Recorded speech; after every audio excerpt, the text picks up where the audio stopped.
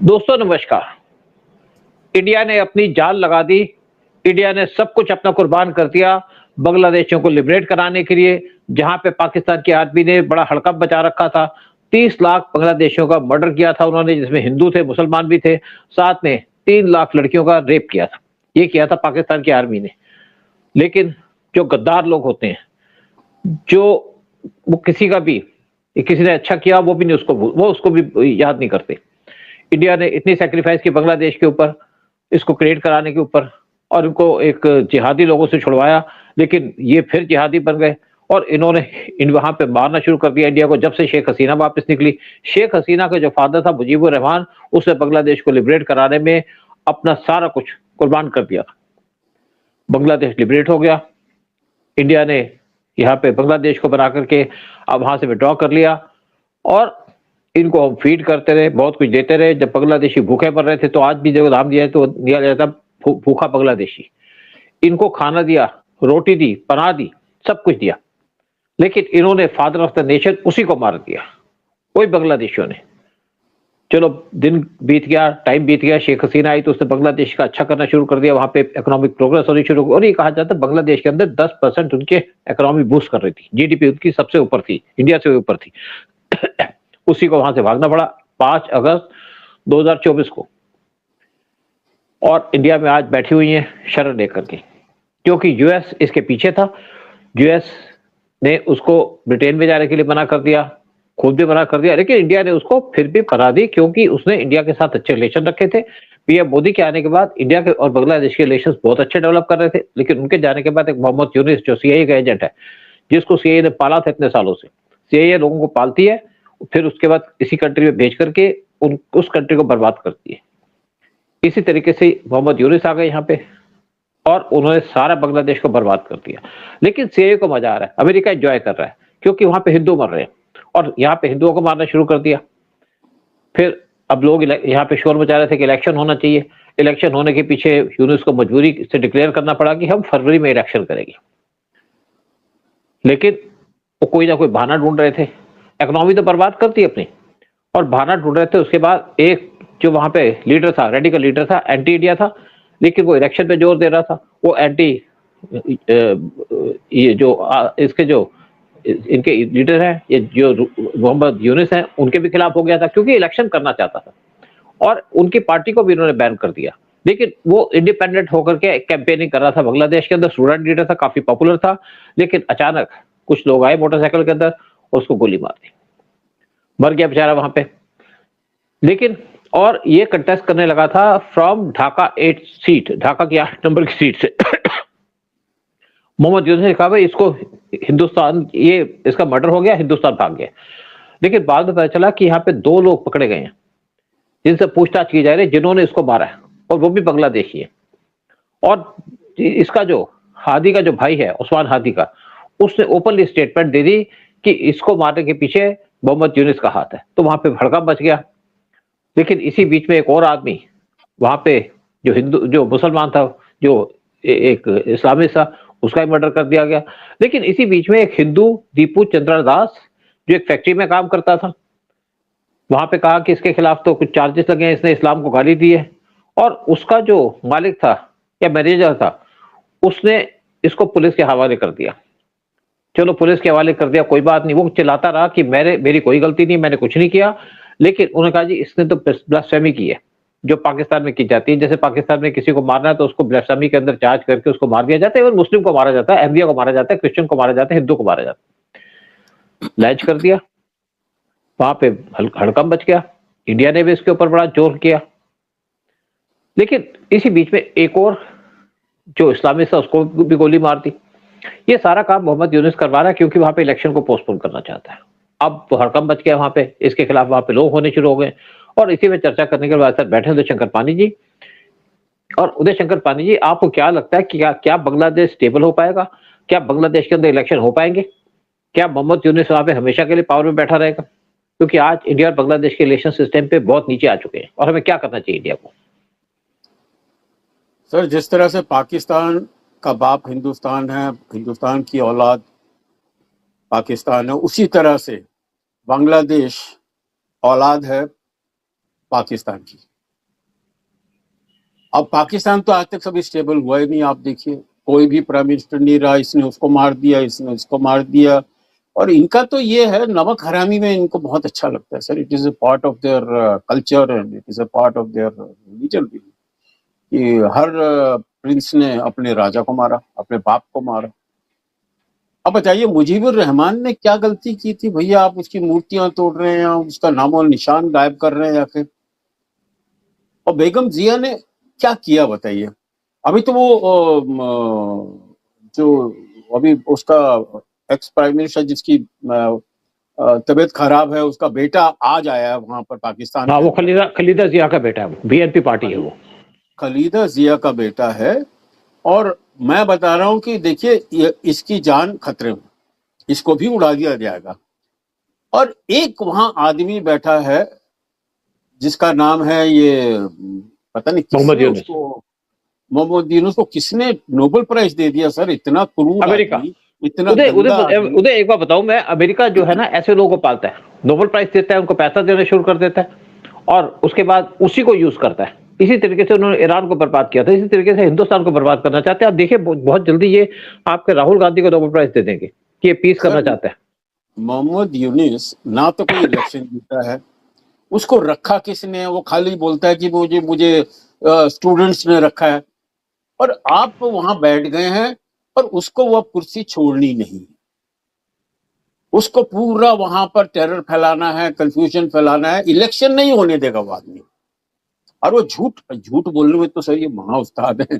झूठ तो इनके बिल्कुल धर्म में भी जस्टिफाइड है बिल्कुल। वो सीधा खुलेआम बोल रहा है जी, नहीं नहीं बिल्कुल ठीक टाइम पे होगा। लेकिन उसके इरादे बड़े खतरनाक हैं। और उसने आज पूरी कोशिश करेगा कि इस तरह के और 1 डज़न मर्डर हो जाए, खत्म कर देगा। और एंड में करना क्या उसने? उसने यही करना है, हिंदुस्तान की वजह से हुआ है। वो तो यही करेगा, जो हर कुछ भी वहां बांग्लादेश। अबे बांग्लादेश आज तो जो तुम हो, आज जो तुम बने हो, आज जो तुम्हारी तरक्की हुई है, वो हिंदुस्तान की वजह से हुई है, ना कि ये जो छुटपुट चीजें जिससे हिंदुस्तान को कोई फर्क ही नहीं पड़ता। ये मोहम्मद हल्दी है, क्या नाम उसका, जो उसको मोहम्मद हैदी, गोली मारी गई। मोहम्मद हैदी। सर, उसका भाई बिल्कुल सही कह रहा है कि it has been done by the अपना मोहम्मद यूनुस की वजह से हुआ है। तो now I think Bangladesh is in for a very very very very tough time. और वहां तो अभी खून खराबा, अभी तो ट्रेलर हुआ है सर, अभी तो बहुत होने वाला है। और मुझे खाली दुख होता है जो हिंदू लोग बैठे हुए हैं वहां पर, ये फ्रस्ट्रेशन में, ये क्रॉस फायरिंग में, उन वो बहुत सफर करेंगे। तो हिंदुस्तान वैसे भी सर मैं बताऊं कि we are taking some very concrete steps to safeguard the Hindus in Bangladesh. और ये जो बात कर रहे हैं ना कि हम लोग वो 7 सिस्टर्स को हम लोग हथिया लेंगे, ये कर लेंगे, अरे यार 2 मिनट का काम है आप लोगों की कंट्री को गायब करना, वो गायब हो जाएंगे जाके। अब वो अपना ट्रूस, अपना ट्रीटी बना दी पाकिस्तान के साथ, मिलिट्री ट्रीटी। अरे क्या करने वाले हो यार? 2 भिखमंगे दोस्त आपस में मिलेंगे, क्या आप लड़ पाएंगे एक शेर के साथ जिसका नाम है हिंदुस्तान? ऐसी मार खाने वाले हैं ये। अब ये लगे हुए हैं सर अपना हाराकिरी में, सुसाइड पे। ये लोग अब इनके बुरे दिन आ गए। और जितना जल्दी हो और जिस तरह से पाकिस्तान गायब हो, और एक साथ के साथ में ये बांग्लादेश को भी 1+1 फ्री करके हमें गायब करना पड़ेगा सच्ची। उदय, मैं आपको एक बात बता दूं कि ये इलेक्टेड गवर्नमेंट नहीं है, मोहम्मद यूनुस की कोई बिल्कुल रेस्पॉन्सिबिलिटी नहीं है और इसको बिठाने वाले नहीं। यूएस है। यूएस के जो सीआईए के लोग हैं वो कहते हैं, ओपनली कहते हैं, वो आजकल ओपनली कह रहे हैं, कहते हैं यूएस की पॉलिसी नेगेटिव है।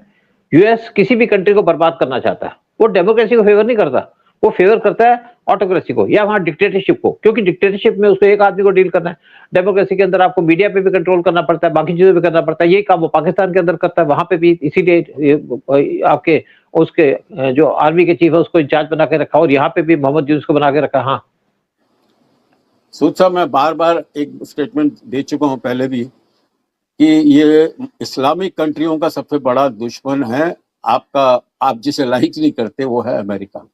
अमेरिका एक एक करके, आप देखिए हिस्ट्री देख लीजिए, रिसेंट हिस्ट्री, एक एक करके उसने जो मुस्लिम कंट्री जिसने बहुत सर उठाया और जो जरा प्रॉस्परस होने लगा, उसको बर्बाद कर दिया। चाहे सीरिया हो या इराक हो या कोई भी कंट्री हो। और उसका अभी लेटेस्ट टारगेट है बांग्लादेश। बांग्लादेश को बिल्कुल खत्म कर देंगे सर ये। और पाकिस्तान को तो मतलब वो एक पालतू कुत्ते की तरह रखा हुआ है, यहाँ भोग यहाँ भोग। उसको ये बोल दिया कि भैया इजराइल में आ जा, तू वहां पर इजराइल की तरफ से लड़, तेरे को हम इतने पैसे देंगे। अरे यार, वो तो उसके लिए भी तैयार हो गए हैं। दे टेक प्राइड इन, माने जैसे अफगानिस्तान को हमने बर्बाद किया, उस तरह से हम पैलेस्टीन को मारा। अरे लाखों पैलेस्टीन मारे हैं पाकिस्तान की आर्मी ने, अब वापस 25 लौट लाख गए। सर 25 इनका लाख है। कोई धर्म ईमान है ही नहीं। हमारे मुस्लिम ब्रदरान सबसे बड़ा झूठ है, ये मुस्लिम्स को ही मारते हैं, अपने मुस्लिम जितने दोस्त हैं उन्हीं को मारते हैं आके। अफगानिस्तान क्या ज्यूज है या पंडित हैं वो लोग? आप उनको जो खत्म कर रहे हैं, उनके औरतें और उनके बच्चों के ऊपर बम फेंके जा रहे हैं आके। अरे बिल्कुल झूठ कहने में महा उस्ताद।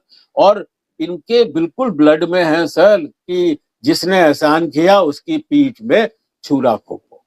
ये इनका नेचर है, ये उनका कैरेक्टर है सर। आप कुछ इनको, इनमें मजा आता है, मैं बता रहा हूँ, इनको बहुत मजा आता है कि एक प्रेसिडेंट है जिसने हमें बांग्लादेश की इकोनॉमी को इतना बढ़ाया, उसको मारो। अब्दुल रहमान, अपना मुजीबुर रहमान जिसने इंडिपेंडेंस दी, उसको मार दो। उनका यही चलता रहेगा और इसका भी अंत अभी बहुत जल्दी है। ये मुजीबुर अपना इसका ये पता नहीं मोहम्मद इसके यूनुस का, प्रेसिडेंट का नाम, मोहम्मद यूनुस का भी मोहम्मद यूनुस। अंत बहुत जल्दी है। वो आप देखिएगा वही बांग्लादेश के अंदर ही कोई अज्ञात मोटरसाइकिल वाला आके उसको उड़ा देगा। उदय, एक्चुअली मैं आपको बता दूं कि जब बांग्लादेश इंडिपेंडेंट हुआ था तो मिसेस गांधी ने कहा था कि ये जिहादी हैं और ये शेख मुजीबुर रहमान को जेल में मार देगा। जेल में मारने की उसको पूरी प्लानिंग थी, क्योंकि आप एक 7 फुट बाय 3 फुट का गड्ढा खोदा गया था उसके सेल के अंदर, उसको दफनाना था। इंदिरा गांधी ने किसी ना किसी तरीके से उसको छुड़वा लिया, छुड़वा कह रही है कि एग्रीमेंट साइन किया उनके साथ, बैकहेड एग्रीमेंट था भुट्टो के साथ कि आप इसको छोड़ोगे तो हम आपके 93,000 सोल्जर छोड़ देंगे। 93,000 छोड़ने का पर्पस यही था कि शेख मुजीबुर रहमान वापस आना चाहिए, और शेख मुजीबुर रहमान वापस आ गया जो, तभी बांग्लादेश सर्वाइव कर पाया। और ये भी पता था इसको फिर मारा जाएगा। उनको फिर बताया गया कि शेख मुजीबुर रहमान को राख चीफ ने जाकर बताया कि आपको मारने का प्लान चल रहा है। ये बात की उन्होंने 1975 के अंदर। लेकिन उन्होंने कहा ये मेरे बच्चे मुझे क्या मारेंगे। उनको था कि मैंने बड़ा अच्छा काम किया बांग्लादेश के अंदर, मुझे ये मारेंगे नहीं। लेकिन उन्हीं को मार दिया, पूरी फैमिली को मार दिया। और शेख हसीना और उनकी जो छोटी बहन है रेहाना, उस टाइम पे लंदन में थी, जो बच गई। और जब यहाँ पे, और उनके बाद जिसने, जो शेख जो खलीदा जिया है, उनका आदमी जो था, हस्बैंड था, वो पाकिस्तान की आर्मी का चीफ था, वो प्रेसिडेंट बना। उसी को पाकिस्तान की आर्मी के लोगों ने बाद में उसका मैसेकर कर दिया, मर्डर कर दिया उसका। तो यहाँ पे तो एक चाल चलन है इसी चक्कर में कि इसको मारा उसको मारा, ये चलेगा पाकिस्तान के, बांग्लादेश के अंदर भी। लेकिन अब क्या है कि ये शेख खलीदा जिया का जो हस्बैंड है, क्योंकि आपकी जो पिछली गवर्नमेंट थी शेख हसीना की, उसको तो बैन कर दिया, इलेक्शन लड़ेगी। तो शेख जो खलीदा जिया तो की तो तबीयत खराब है, उसका लड़का इस टाइम पे आ गया है बांग्लादेश के अंदर। वो आ गया कि यहाँ पे इलेक्शन करेंगे और अगला निशाना वही है। हाँ, निशाना तो वही है।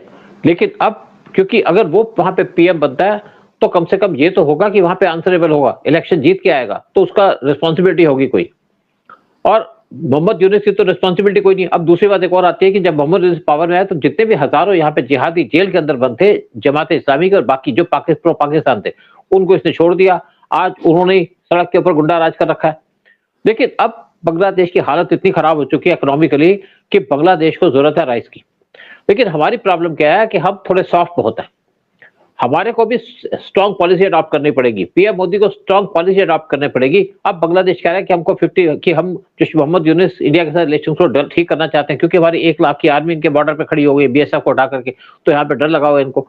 तो कहते हैं रिलेशन अच्छा करना चाहते हैं। साथ में कहते हैं कि 50,000 टन चावल इंडिया से लेंगे, 50,000 टन लेंगे पाकिस्तान से।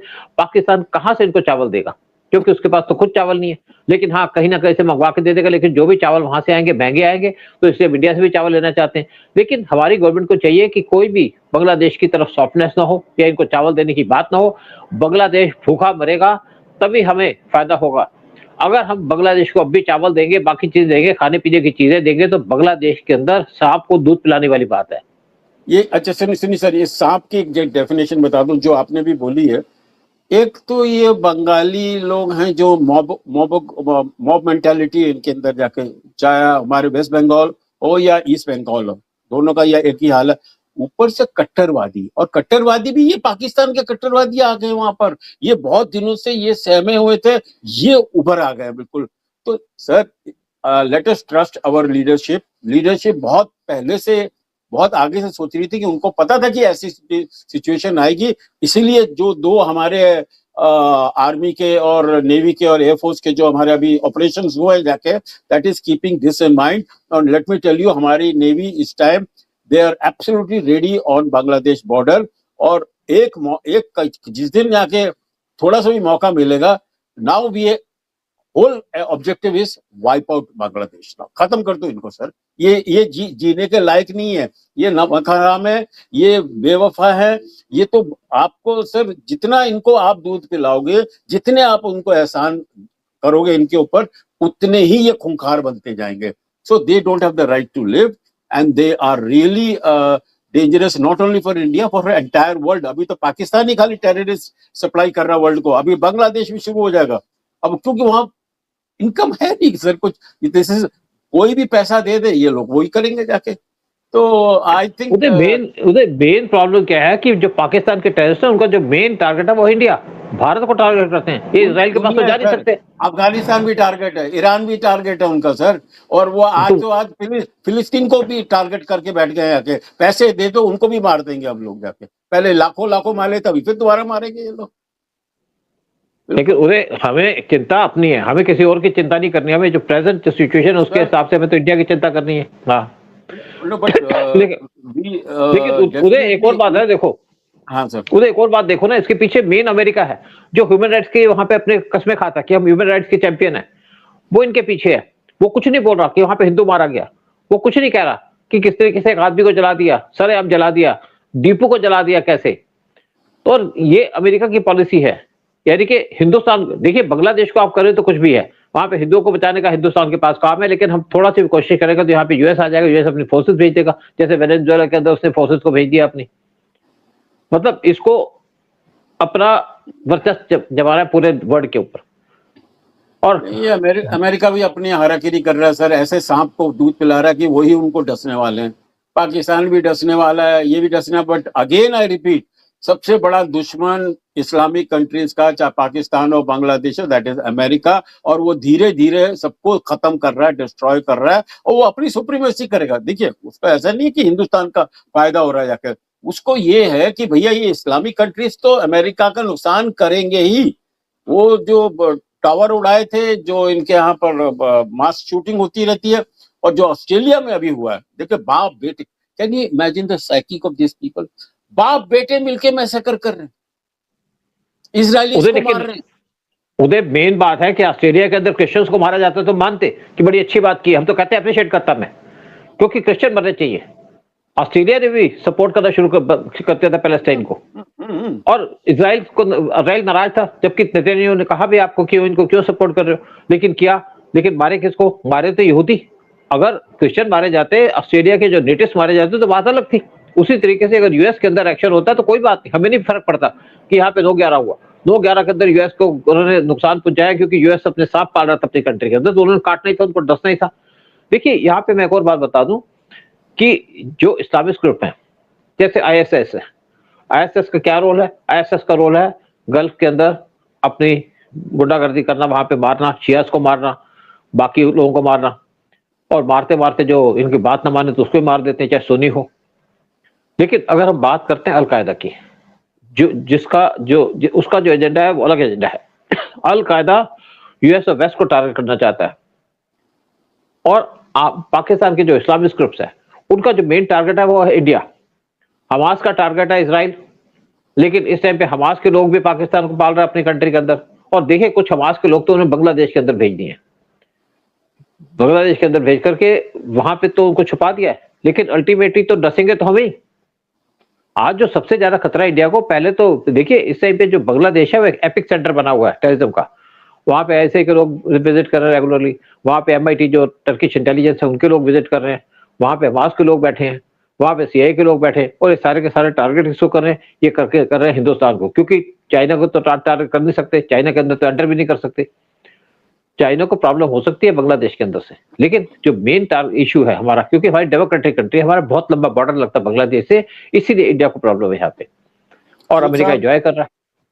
सूद साहब, मोदी जी ने बहुत सही कहा है कि पाकिस्तान को छोड़ दो, उसके बारे में चिंता मत करो, वो अपनी हाराकिरी खुद ही करेगा। उसी तरह से बांग्लादेश का भी वही हाल है, अपने आप को बर्बाद वो खुद ही करेगा, ज्यादा चिंता करने की जरूरत नहीं। हाँ, हम लोग सतर्क रहे, हम लोग अपने प्रिकॉशन के लिए अपने सेंटर्स वगैरह ठीक रखें जाके, और we should be on defensive and alert, और हम लोग अलर्ट में हैं। लेकिन दे बहुत माने उस्ताद हैं ये पाकिस्तानी और बांग्लादेशी, अपने आप को बर्बाद करने में कुल्हाड़ी पड़ी हुई है, दे पैर पे मारे जा रहे हैं। मरने दो सर इनको, जान बर्बाद होने दो।